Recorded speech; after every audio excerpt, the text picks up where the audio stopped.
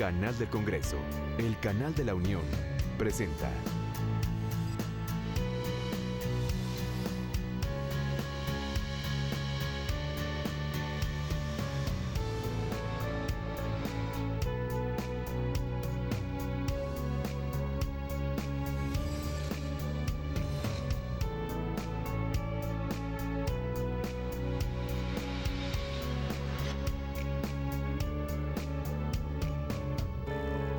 ¿Qué tal? Muchísimas gracias por acompañarnos en la señal del canal del Congreso, el canal de la Unión, en donde le damos a conocer de manera oportuna el acontecer legislativo de nuestro país. En este momento nos encontramos en el Senado de la República, en donde se lleva a cabo una reunión de trabajo de las Comisiones Unidas de Puntos Constitucionales, de Justicia, de Derechos Humanos, de Estudios Legislativos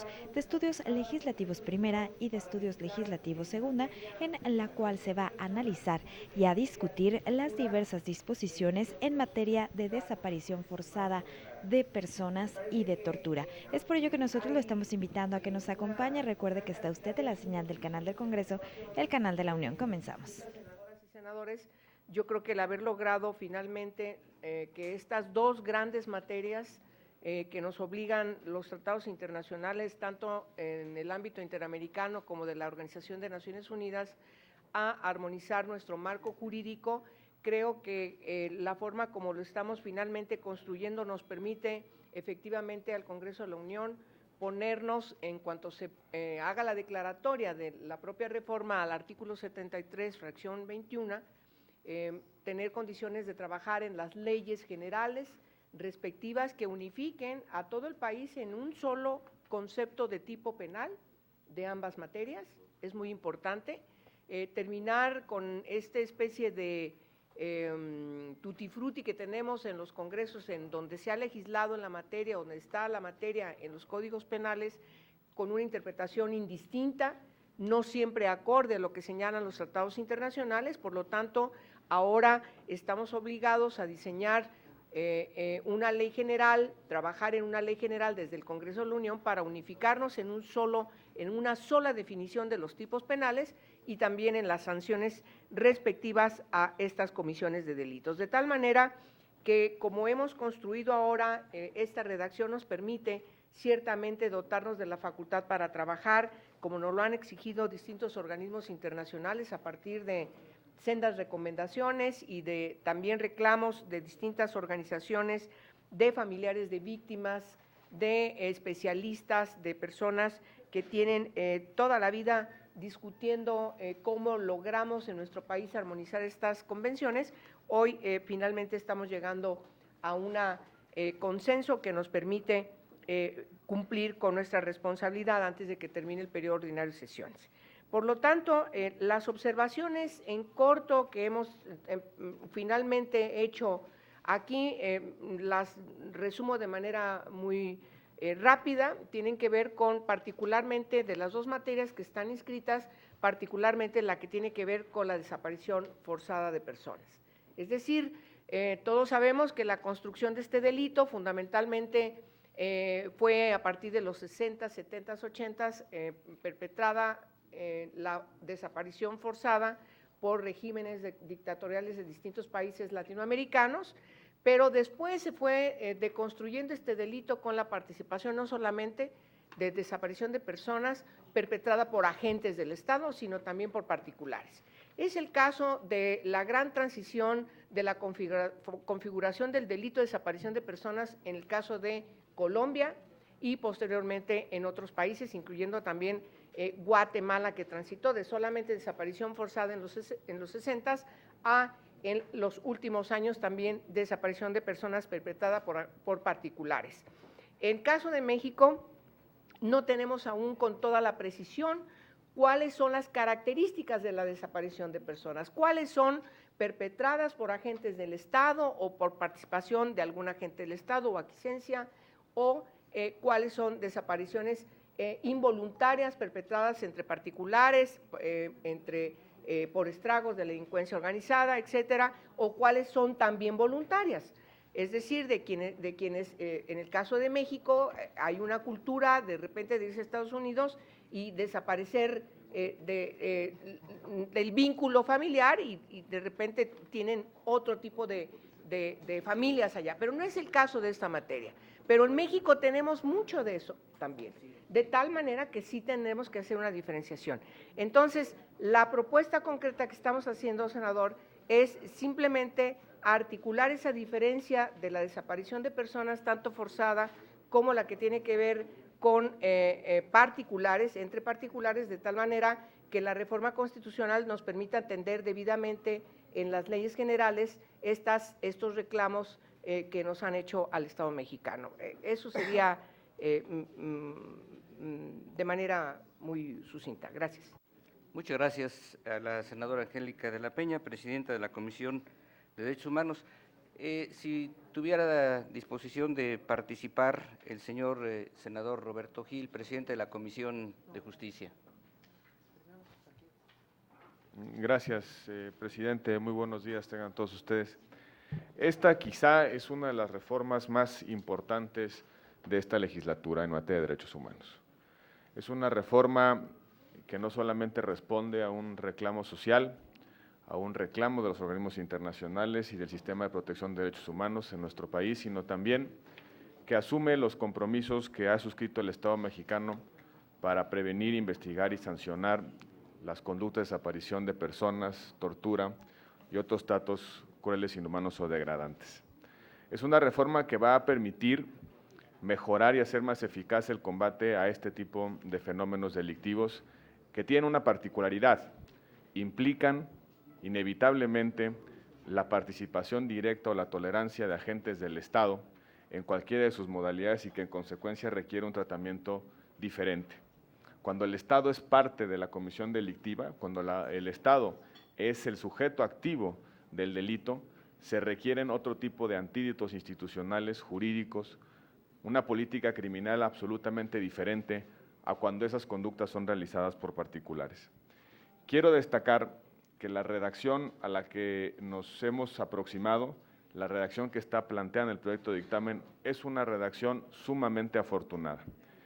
La trayectoria de la fracción 21ª, el artículo 73, ha tenido dos grandes derroteros. Por un lado,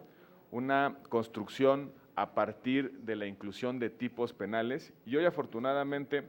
recoge un nuevo sentido. Se ha recogido en la redacción de la fracción 21ª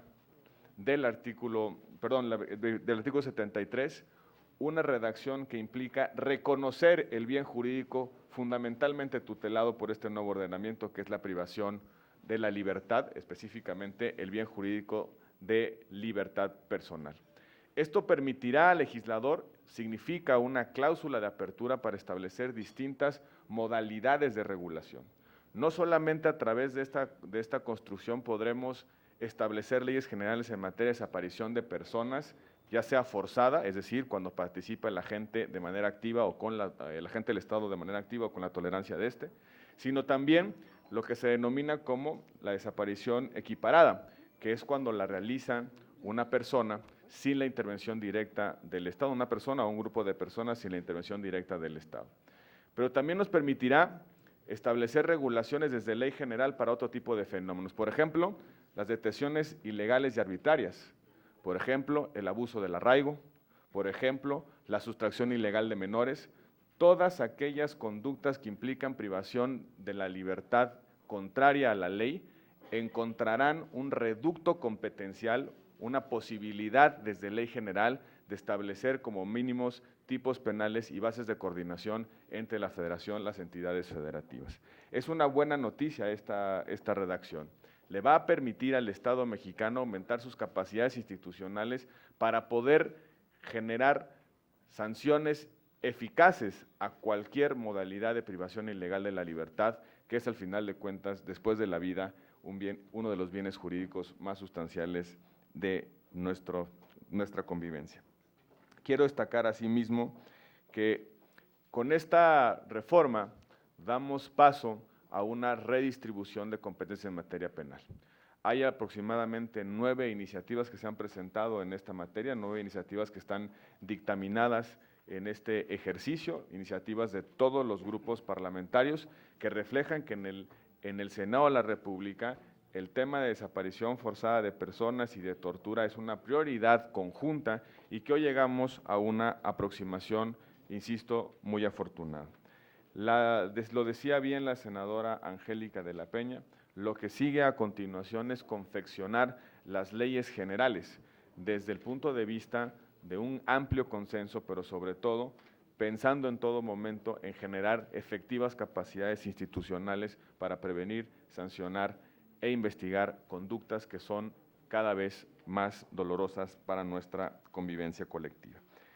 Presidente, no puedo más que felicitar a la Comisión de Puntos Constitucionales por la conducción de este proceso, a los presidentes de las comisiones codictaminadoras, al senador Angélica de la Peña, al senador Alejandro Encinas, a la senadora Graciela Ortiz, al senador Raúl Gracia, porque hemos encontrado, a mi juicio, un buen equilibrio que no solamente responderá al reclamo social, sino también avanzará en el cumplimiento de los compromisos internacionales que el Estado mexicano ha suscrito. Por su atención, muchísimas gracias. Muchas gracias, don Roberto Gil Suart, presidente de la Comisión de Justicia. Una muy puntual y amplia referencia, muchas gracias. Tiene la palabra la senadora Graciela Ortiz, presidenta de la Comisión de Estudios Legislativos. Muchas gracias, señor presidente. Yo creo que ha sido muy amplia la exposición que tanto mi compañera Angélica de la Peña, presidenta de la Comisión de Estudios de Derechos Humanos, así como el presidente de la Comisión de Justicia, el senador Roberto Gil, han hecho del contenido, de los alcances de este proyecto de dictamen que estamos sometiendo a la consideración de Comisiones Unidas y que yo espero sea aprobada y pueda pasar al Pleno para su conclusión. A mí me parece que estamos cerrando un ciclo virtuoso en el que trabajamos en ese consenso a partir de 22 iniciativas que en materia legal fueron presentadas aquí a esta Cámara de Senadores, 8 de ellas de manera constitucional, para llegar al día de hoy con un proyecto de dictamen consensado en el que pudimos incorporar la visión, el interés, el compromiso que tenemos los senadores con los mexicanos en un tema que indudablemente era menester, en primer lugar, reconocer los convenios internacionales que México había firmado con organismos internacionales que han tratado el tema y por otro lado reconocer una realidad para que podamos a través de la norma empezar a acotarla, a normarla, a regirla y desde luego a sancionarla severamente cuando estos hechos se den. Yo destacaría todavía el día de ayer la incorporación no solamente de la desaparición forzada, sino el tipo de desaparición que junto con la tortura me parece complementan muy bien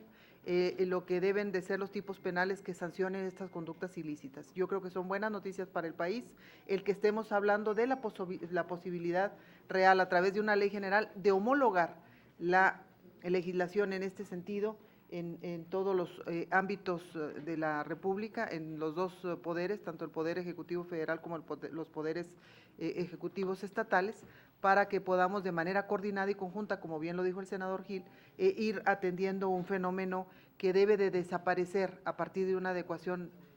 adecuada legislación, debe de desaparecer de la realidad mexicana y pasar a formar parte, espero, en un tiempo lo más breve posible, pasar a formar parte del anecdotario en materia penal y dejar de causar el dolor que hoy causa a miles y miles de familias en el país. Yo solamente quiero celebrar esta capacidad de consenso que una vez más tiene la Cámara de Senadores, estas Comisiones Unidas, y que nos van a llevar a